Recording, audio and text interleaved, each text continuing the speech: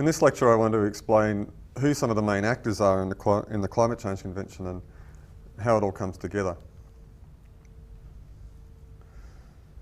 So a lot goes on in the meetings of parties to the Climate Change Convention, and there's an annual conference of parties, which is what typically gets the media attention, but there's regular meetings around May in Bonn as well, where most parties also attend.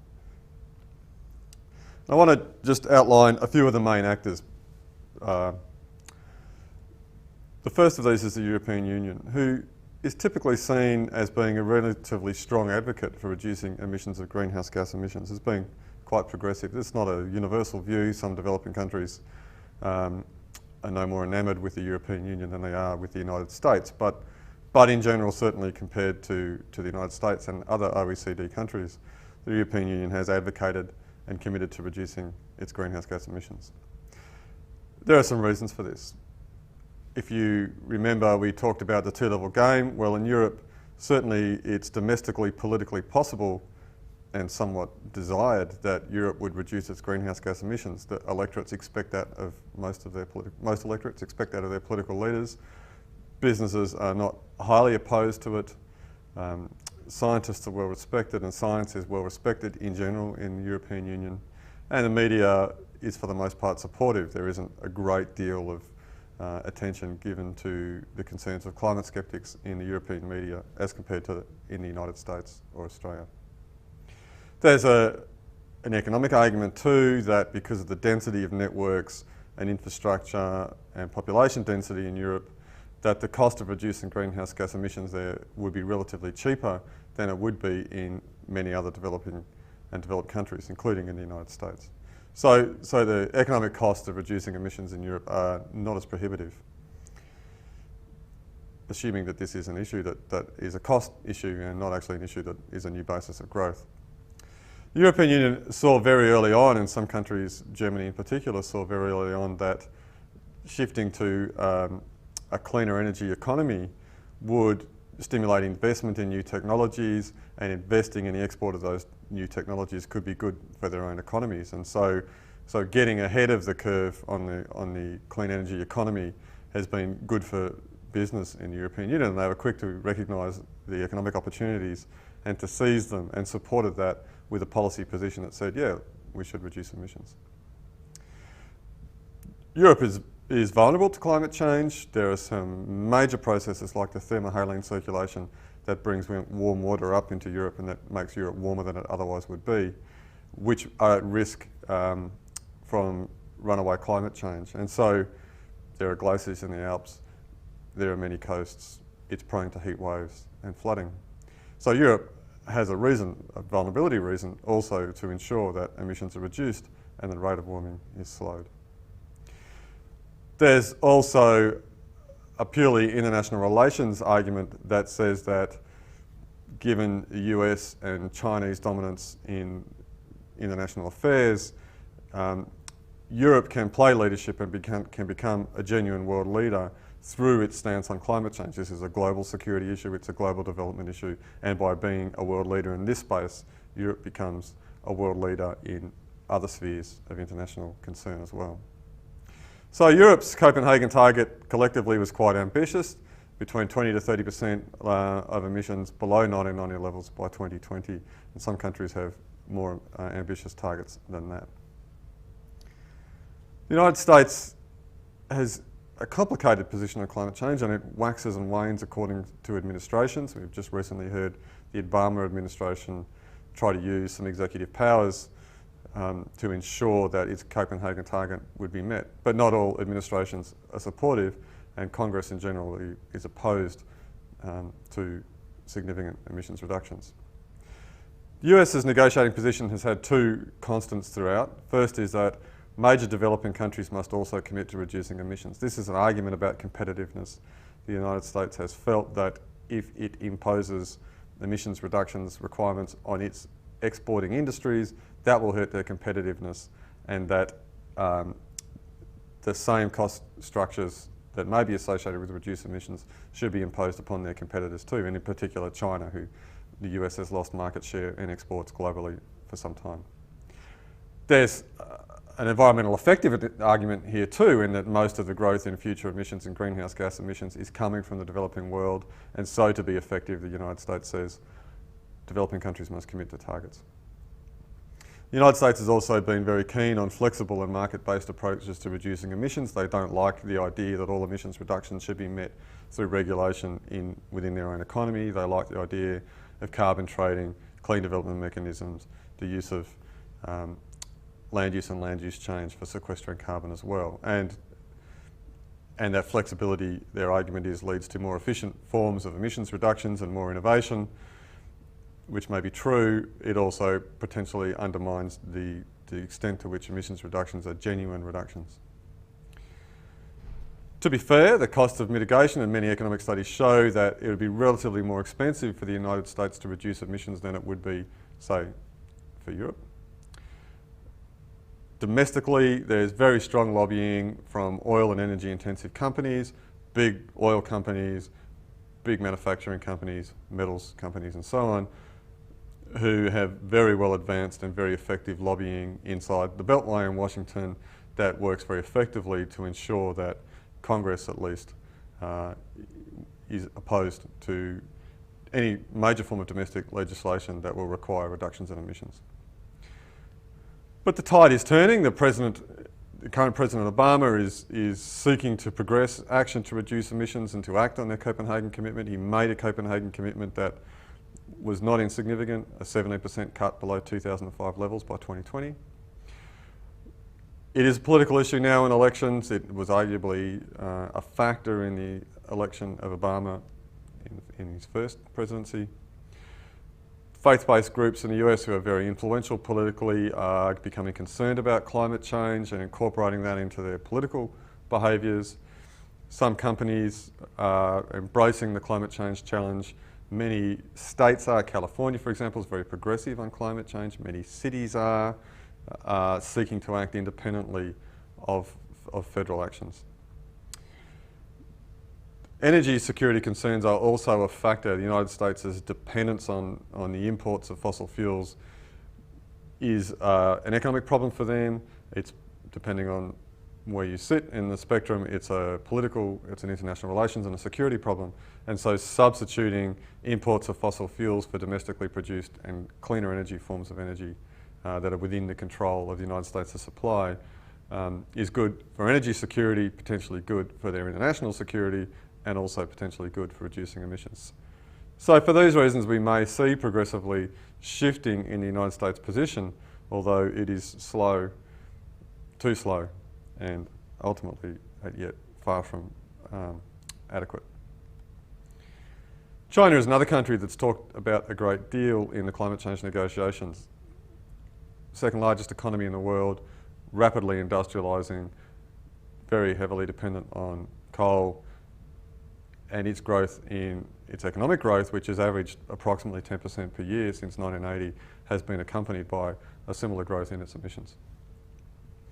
Up until Copenhagen, China did not play a leading role. It tended to act collectively within part of the G77 group, which was the group of developing countries, and so China was happy to sit within the G77 group and not have a particularly independent or individual profile. That changed with Copenhagen. China emerged as an independent country with its own position and became a distinct actor in the Climate Change Convention, apart from the G77 group, as did Brazil and India. China has an interesting position on climate change. It's not simply the case that it doesn't know or it doesn't care or it's not committed. China acknowledges that it has some responsibility for its greenhouse gas emissions, which is more than many developing countries have done, many developed countries did in the early days in the negotiations. Air pollution domestically in China is a significant problem. It has significant health impacts. They translate through into, the World Bank estimates, something like 7% of gross domestic product lost every year because of domestic air pollution, principally associated with the burning of coal, but also vehicle emissions. And so cleaning up those emissions, shifting to cleaner forms of energy, will have a direct benefit on productivity in China, as well as reducing its greenhouse gas emissions. So there's strong incentives domestically to do so. China has key vulnerabilities. Almost all of its GDP and most of the growth in its production is coming from coastal areas. It has a long coastline. Its rivers are critical to its food production, the Yellow River, the Yangtze River in particular. They run dry and they also flood, and the impact of climate change on managing the hazards associated with those rivers will increase. And China too sees and is seeking to position itself as a leader in international affairs, as a global leader, as a progressive country, and so having a position, or at least having a position that is neutral, at least if not a liability in the climate change negotiations, also plays through into its standing in other spheres in international affairs. So China has a renewable energy target. It's aiming for 20% to make sure a certain amount of its electricity generation is through renewables. And it's aiming for a decline in the energy intensity for every increased unit of GDP production. So it's trying to meet its increased growth ambitions through cleaner forms of energy. So decarbonising future growth is the way they're going about meeting their climate challenge. And it's better than nothing. And the nature of the Chinese political and economic system suggests that it's much more likely to meet the commitments that it imposes upon itself than many democracies. And so the renewable energy target is a target that is very likely to be met. For example, the energy intensity target too may very well be met. It's within the control of the Chinese government to do this. They're not blocked by, as Obama is, for example, a Congress that doesn't like it. There's a really important argument that China makes, and some would say it's an argument that they make to share responsibility for emissions, but I think there's a certain amount of truth in this argument, which is that the emissions that come from China are associated with its exporting economy, and that exporting economy can't be treated independently of the global economy, that the goods that it produces are consumed, that it's meeting a demand, that its production is supplying a demand. It says that the production is because of consumption, the supply is because of demand, the export is because someone wants to import. And this is a very interesting argument about how we think about the world. If we think about the world as a series of countries and we expect those countries to reduce their emissions reductions, well, this is quite complicated potentially for countries that export a lot of fossil fuels but don't incur the cost of consuming them. And so Saudi Arabia exports a great deal of oil, but the consumption of that oil produces emissions in other countries, principally in the United States. So who should share the responsibility for the emissions that come from that oil? The consumer or the supplier? It goes a slightly different way in the form of consuming products that are exported, but making sure that the emissions, or where the emissions that are occurred from the production of those things, are counted against a country target. And so China is a manufacturer for the world, and we all benefit, or many people in developed countries benefit from the cheap commodities that are produced through cheap labour with high emission standards in China. We impose, or the Framework Convention on Climate Change imposes a responsibility for reducing emissions for that consumption that we enjoy on producers in China and on the Chinese economy, and we absolve ourselves of responsibility. But if I don't pay much money for this thing in my hand, and I value it, and it was manufactured in China, then perhaps I too should be responsible for some of the emissions that were incurred in its production because I demanded it.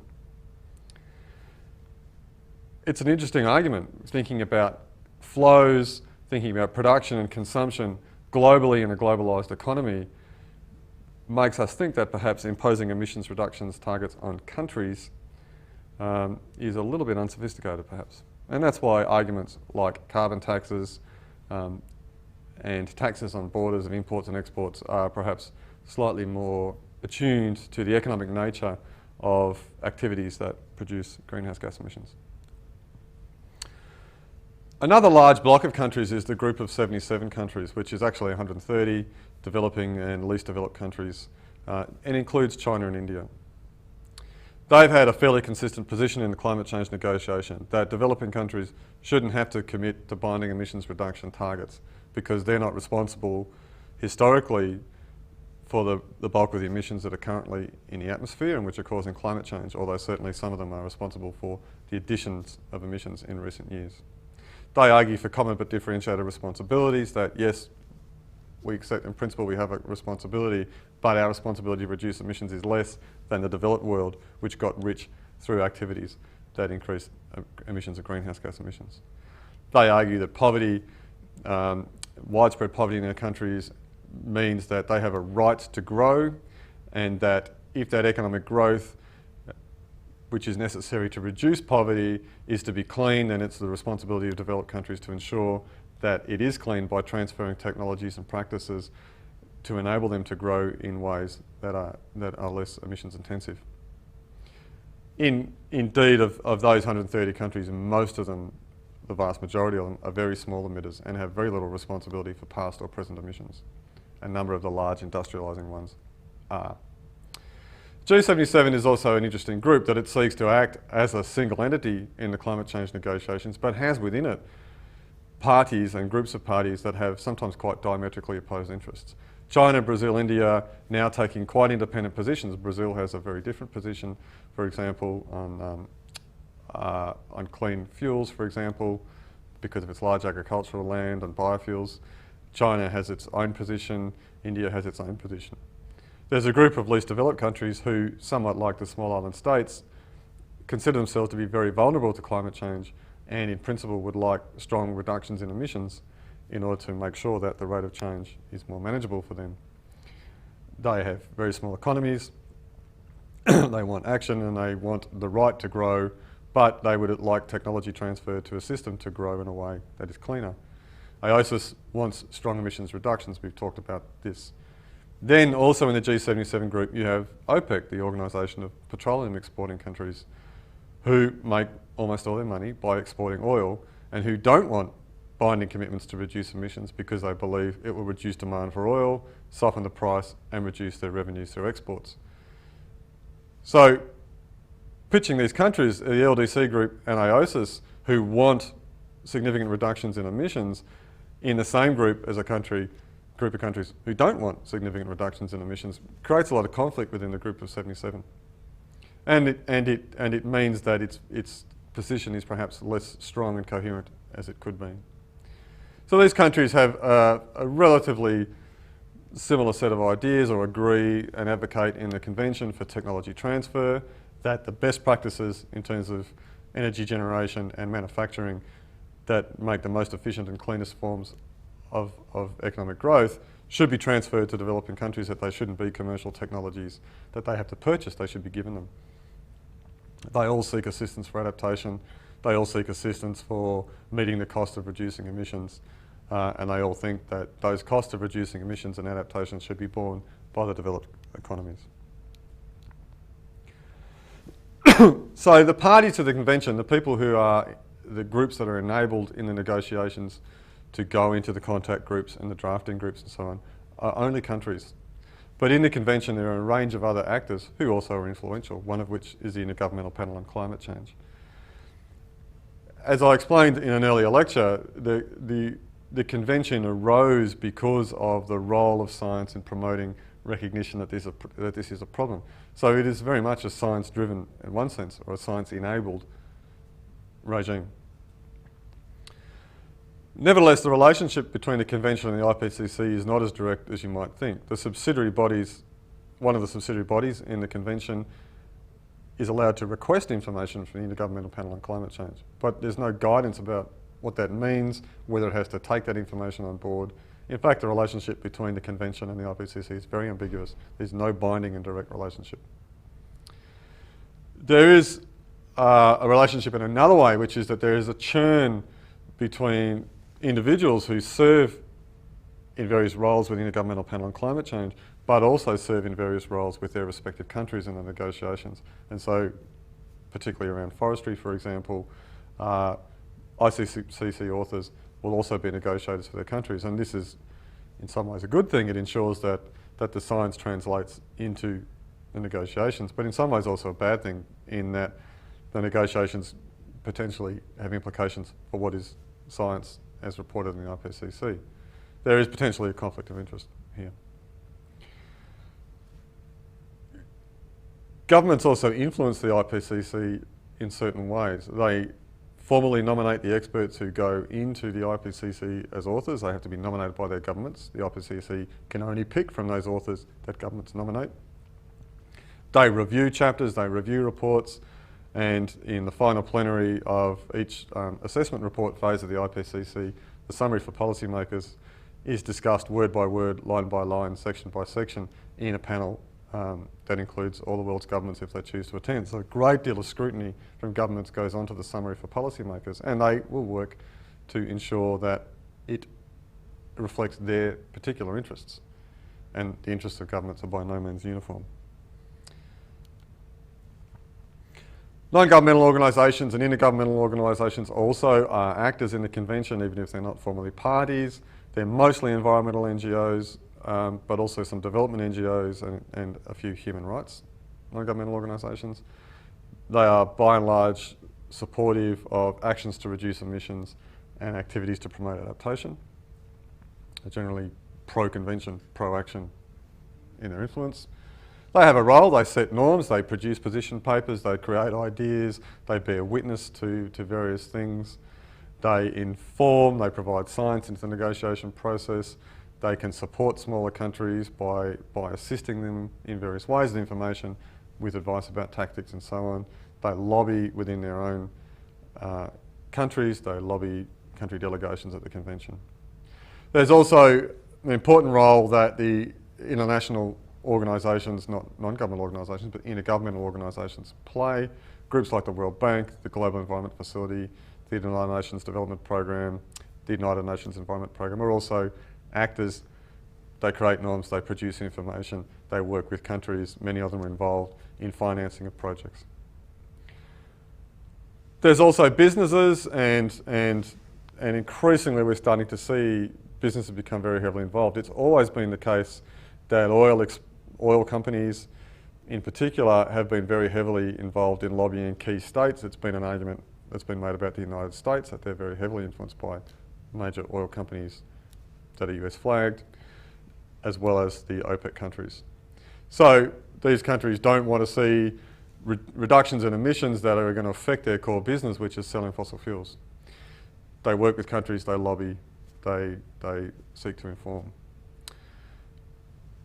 There are other countries who are somewhat more progressive. Insurance companies, in particular Munich Re, very concerned about the impacts of climate change on their business and on the issue of underwriting insurance policies around the world. And so produce a lot of really good information about climate risks and their implications for the insurance industry, but also for all the things that the insurance industry insures. So they too produce information, and they're very influential, and they act as an important counterweight to the fossil fuel interests in the negotiations.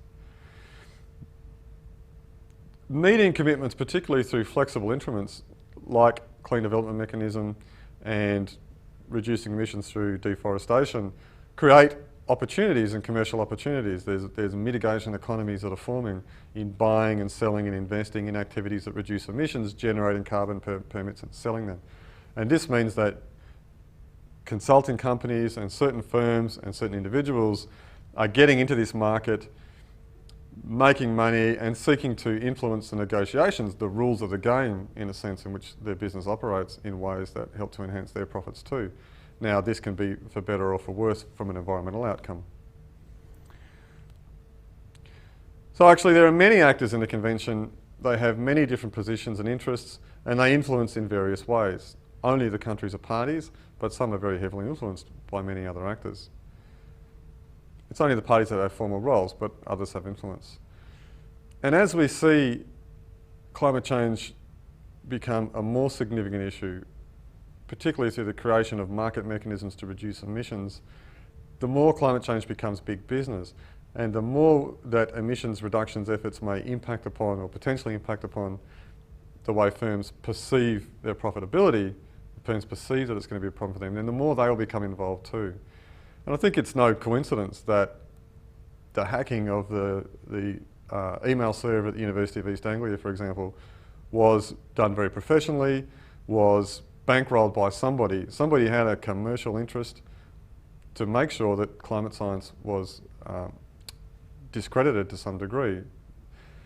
Money is getting involved, people are starting to win and lose money on climate change, and the more that happens, the more we will see businesses enter into this space and act in the way that businesses do, trying to control the rules of the game to favour their particular interests. For some businesses, that will be in the interest of reducing emissions because they can see that there's money to be made in doing the right thing. For other businesses, it will be using their market power, their lobbying power to ensure that, or to try and ensure that emissions reductions don't occur.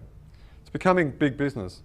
And we're going to see firms enter into the climate change negotiations and enter into the climate space more and more into the future.